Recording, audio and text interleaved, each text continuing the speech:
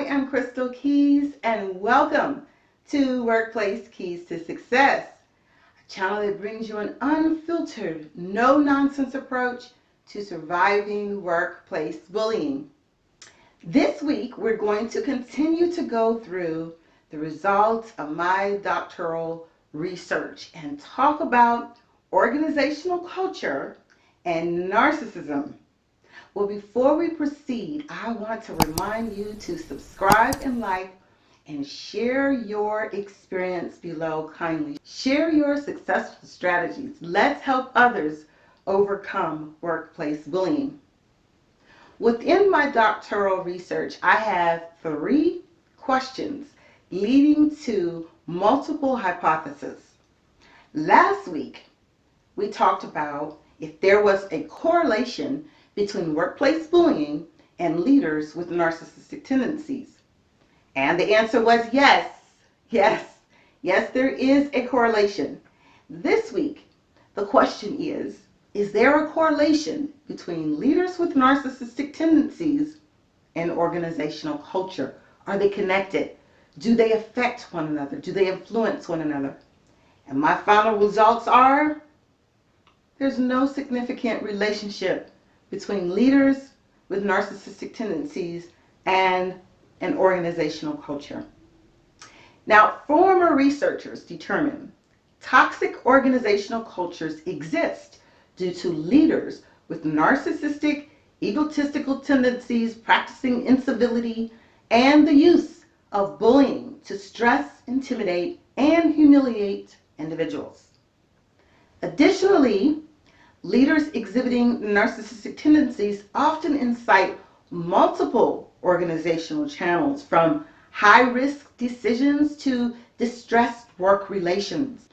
Former research results are different from my findings. They were able to find some type of relationship between the organizational culture and narcissism, so those narcissistic leaders. I didn't. I thought there was a relationship, so no matter my thoughts, my research could not prove a solid relationship. Now, some studies vary due to the type of instruments used, and how many participants or respondents participate. I used the Perceived Supervisor Narcissism Scale, and this I used to measure leader narcissism. And we talked about this a little bit last week. The scale options were sometimes agree, and strongly agree. So the most often you agree, the higher the percentage. And 154 of you all participated in my survey. And again, thank you for that. Some of the questions included, my boss is very self-centered. And you all said yes. Either you somewhat agree, or you strongly agree. My boss has an inflated view of him or herself. Yes, 79% of you all believe so. My boss brags about him or herself to get positive strokes from others. Yes, 62%. My boss will do one favor as long as he or she gets 2 or more in return. Yes, 71%. My boss often exaggerates his or her accomplishments. Yes, 77%. My boss always has to be the center of attention no matter what. Yes, 79%. However, there is no correlation, according to my research results, between narcissistic leaders and an organizational culture. I use the organizational culture scale, and it is categorized into sub-scales based on an organization. So teamwork, climate morale, information flow, involvement, supervision, and meetings. So we use this scale to measure organizational culture. Understanding and interpreting organizational culture, the atmosphere, and climate are essential as they affect organizational productivity, development, and learning at all levels of hierarchy. Now, the scale options were sometimes agree, and strongly agree.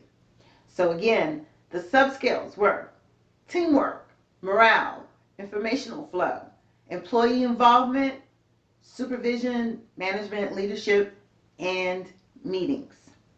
These results were a mean score of 3.2, which most thought they had an adequately performing organizational culture. So even though there is no correlation, no association, no relationship between the two from my study, I just want to make sure we are aware of organizational characteristics, positive organizational characteristics. So an influential organizational culture can generate success. Organizational cultures can create a positive or negative workplace. Good organizations empower individuals to focus on their work and not office politics. A good organization trusts an individual to do their job. And if they do their job well, treat others with civility, they will succeed. And therefore, the organization will succeed. Good individuals, good employees within an organization do not spend a lot of time fighting organizational boundaries or routine tasks. Good employees, good individuals within an organization are entrusted and accountable for outcomes within the organization. Well, hopefully, ladies and gentlemen, even though it wasn't the results that I thought I was going to get, at least it helps you better understand the relationship or lack thereof between narcissism and an organizational culture. Join us next week as we conclude our three-part series of my dissertation findings, the results, the conclusion of workplace bullying, and organizational culture. So we want to look at how they are connected, intermingled, interdependent. And spoiler alert, there is a significant relationship. I'm not going to make you wait until next week. There is a relationship between workplace bullying and organizational culture. So you don't want to miss next week. Well, unfortunately, ladies and gentlemen, our time is up. But let's stay connected by you subscribing. Subscribing will allow for the provision of notification of new content on a weekly basis. Thank you for tuning in and have a great work week.